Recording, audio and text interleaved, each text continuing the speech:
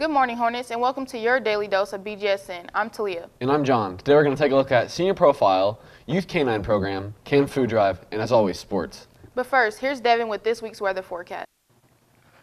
Good morning, Hornets. This weekend's weather forecast is looking all over the spectrum. Today is a high of 67 and a low of 47 with a 20% chance of rain. Friday is going to be looking a little better with a high of 74 and a low of 49 with only a 10% chance of rain. To start off the weekend, Saturday is going to have a high of 68 and a low of 53 with a solid 40% chance of rain. And to close out this weekend, Sunday is going to be nice and sunny with a high of 79 and a low of 59. That is all for this weekend's weather forecast. Back to you guys at the desk. Yearbooks are on sale right now for $30. This sale will only last until October 5th. The price will increase to $35 after fall break, so go ahead and save $5 by buying your yearbook now. After winter break, prices will increase to $40, and after spring break, yearbooks will be $45. Get your yearbooks as soon as possible. If you need a photographer but don't want to spend hundreds of dollars but still want phenomenal photos, Last Time Photography might be the one for you. Here's Emily Johnson with more. Tiago Barrios and Malachi McGuire have their very own photography business called Last Time Photography. They are a very affordable photography business for high schoolers just like us. I met with them to ask what their business is about, what's their pricing, and how do they manage to have their own business while being in school and sports. Our company focuses on photography and cinematography. Basically, we just take pictures for people or film their weddings and stuff like that. We don't go by sessions. We go by how many pictures you want, so prices do vary on how many pictures you're wanting. The most we charge though is $110, and that's for our most expensive bundle. You can either message me or Malachi, or we have a website, lasttimephotography.jimdo.com. Well, it takes a lot of hard work, to be honest, because we have to, like you said, focus on school, and that's just like a pastime we do, so school comes first and then we focus on the company. And then with sports, it adds even more stress onto it all. As they said, you can go to their website, which is the one posted above. I'm Emily Johnson for Beech Grove Student News. Back to you guys at the desk. If you are looking for some much-needed community service hours, the Hornet Park Community Center is looking for some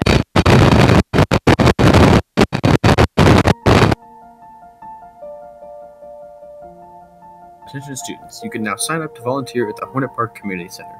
The center is looking for students to come in and help. They want you doing things like assisting teachers or working at the parent pickup after school. Let's Club provides after-school care for almost 100 students.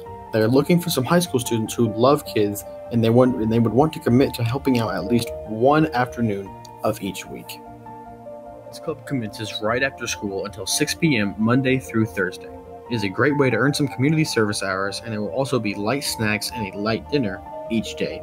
You'll be earning some much-needed community service hours and be getting some free food. I'm Devin Terry from Beech Grove Student News. Have a wonderful afternoon. Here at Beech Grove High School, we make a big deal out of giving back to the community. Here's Austin with more. This week, students should have received an email from Mr. Carr about Community Service Day sign-ups, as Community Service Day is right around the corner. It will be held next Wednesday, which is October 3rd. This is a great way for the entire school to give back to the community, and it also gives students a chance to earn a few community service hours. This email contains a link that allows you to fill out which community service you would like to be a part of, and all it requires is some basic information such as your name, grade level, and I6C teacher. There are many different options with activities such as cleaning up around the community, staying at the school and making goodie bags or crafts, and helping out at other schools, just to name a few. If you would like to be with your friends on Community Service Day, make sure to go to your email and sign up as fast as possible because spots will fill up very quickly. If you do not sign up, you'll be placed in a random teacher's group and will be expected to stay with them on Community Service Day. Remember that you are required to fulfill 20 hours of community service per year here at Beech Grove High School. So if you're currently a senior and you have been here since freshman year, you'll need to gather at least 80 hours or points by the end of the year. From Beech Grove High School, I'm Austin McGuire for Beech Grove Student News. Students here at Beech Grove High School have started a food drive. Garrett was able to find more information.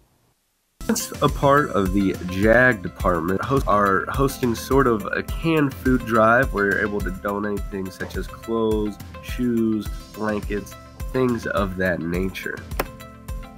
you would like to donate, just make sure to go home, look in your closet, just look for old clothes, such as, winter coats, long shirts, sweatshirts, things like that, so the homeless people don't get cold in the winter.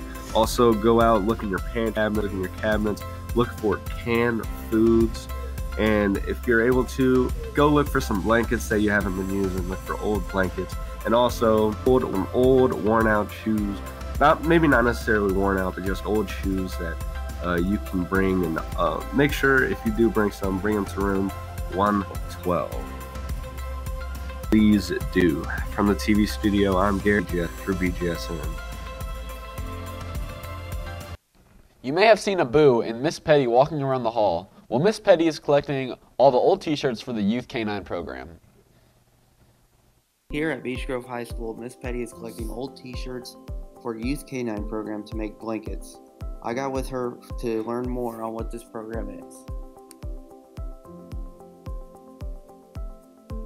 So, dogs that are currently in the Humane Society that are typically the harder breeds to adopt, so especially the pit bulls and things, they actually have kids that are at the Marion County Juvenile Center. They actually have those kids train the dogs over a matter of a week, so they spend numerous hours, I think it's from 3 to 7 every day.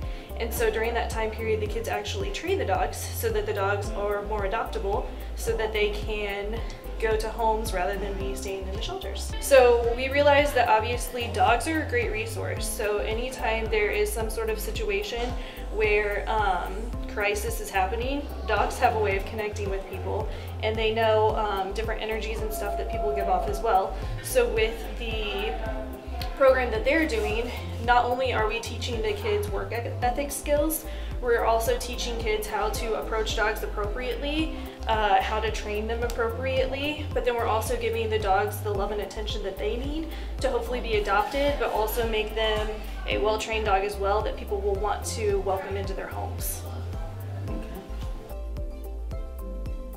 I'm Cody Starrett for Bgsn. Back to you guys at the desk.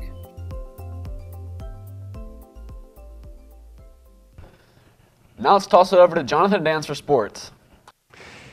Hello Hornets, and welcome to your Daily Dose of Sports. In Beech Grove news, there's a lot of events that happened Tuesday and last night. On Tuesday, girls varsity soccer had a hard-fought game but would unfortunately lose to Warren Central 4-0. Their next game is at Cecina High School.